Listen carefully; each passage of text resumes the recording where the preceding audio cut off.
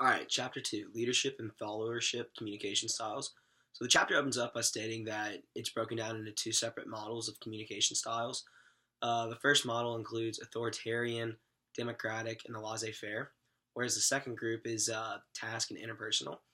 So authoritarian leadership is kind of directly involved with subordinates. It sets policy and procedures. There's not really a lot of two-way communications. It's pretty much top just kind of saying what it is and directs task completion. So it's just pretty much top guy telling you what to do. The next one's democratic leadership, which is more inclusive. It facilitates discussion and brainstorming. A big key aspect of the democratic leadership style is that listening is key. But then you also have to provide suggestions and guidance to really get the full effect of it. The next one is the laissez-faire, which is kind of a hands-off leadership, and we always hear laissez-faire government style. So yeah, it's hands-off leadership. You pretty much avoid interaction.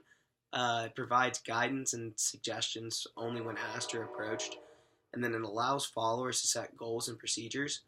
Authoritarian groups have been found to be more efficient, but democratic groups have also been found to be highly efficient as well.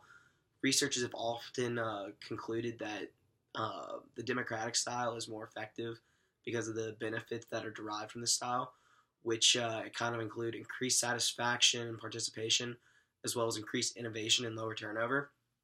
So going into the next model, the task-oriented leadership, that one kind of is based off of rigid communication. You're highly focused on data and facts related to the task.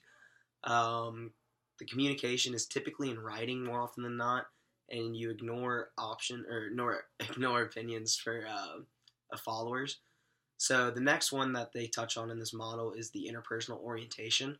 So interpersonal orientation recognizes opinions and suggestions of followers. You have more open dialogue, more of an open door policy. You kind of ask for advice. You're not really kind of doing your own little thing.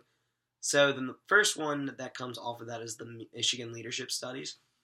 In research study after World War II, looking at leadership practice contributed to these effective group performances. They noted a distinction between production-oriented and employee-oriented styles. Believed that they were opposing sets of communication behaviors. And then they later found that leaders who demonstrated high concern for both their employees and production were the most effective than one specific style. And then I thought it was funny coming off of Michigan, Ohio State. The next one was the Ohio State Leadership Studies. And they looked to identify factors associated with leadership communication. Coming from that was the Leader Behavior Description questionnaire administered to military personnel, asking to rate their commanders. Two primary distinctions that were found in that was that consideration in initiating structure. Both were important to effective communication when considering increased satisfaction, while initiating structure important in organization and completion of tasks. So that led to the next thing, which was change-centered leadership, which encouraged creativity and innovation.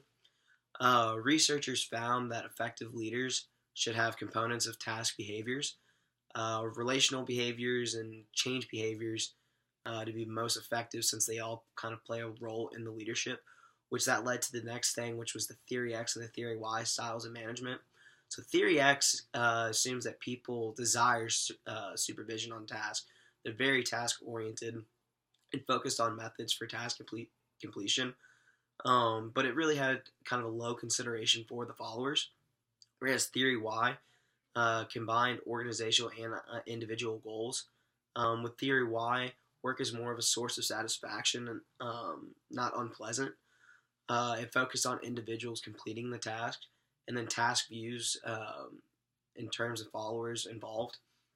So the chapter then goes from there and kind of goes on about what engaged followers are.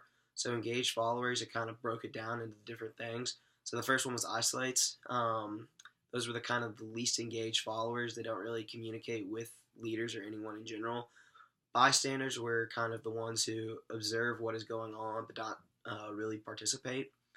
Participants were moderately engaged, offering support or opposition, whereas activists were motivated by feelings about their leaders and are high energy. The diehards were totally committed or opposed to their leaders. They're kind of your ride or dies. They're willing to sacrifice everything in support of their leader or to overthrow them. So that led into exemplary followership, which pretty much it adds value to organization by helping achieve their goals. One of the kind of the ways I described it was a web of relationships, which pretty much was to like cultivate a courageous conscience, making the right decision.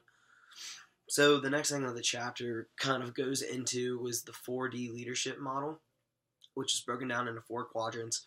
Quadrant 1 was the disciple followers, which were focusing on serving the needs of others. Quadrant 2 was the doer followers, which focus on meeting personal needs. Quadrant 3 was your disengaged followers, which those were kind of the ones that more passive approaches under stretch and are detached. Whereas Quadrant 4 are disgruntled followers, which that's pretty self-explanatory, where they respond actively to stress and are aggressive and combative. So the next thing that it kind of led into in the chapter was the information processing theory, which was a leader's selection of style depends on their schemata, which it's information stored in memory, as well as categorization of others. So banking off that was to be a leader, you must resemble an ideal or prototypical leader being effective with high performance. To achieve goals as a leader, you have to influence how followers view themselves to encourage and empower them, where effective leaders also emphasize how the group is unique and works well. But the implications of information processing and identify approach, there's kind of a decent list of them. First one being develop your knowledge and experience base. Second one being acknowledge power and importance of categorization. You have to be careful how you view your follower roles. You also have to know your audience. But then the next thing was you don't underestimate the social influence of things. Performance also counts. You have to really get the full effect. You have to be flexible on things, and you focus on the we aspect of things instead of the kind of the personal, not the me aspect. So yeah, pretty much other than that, that summarized chapter 2.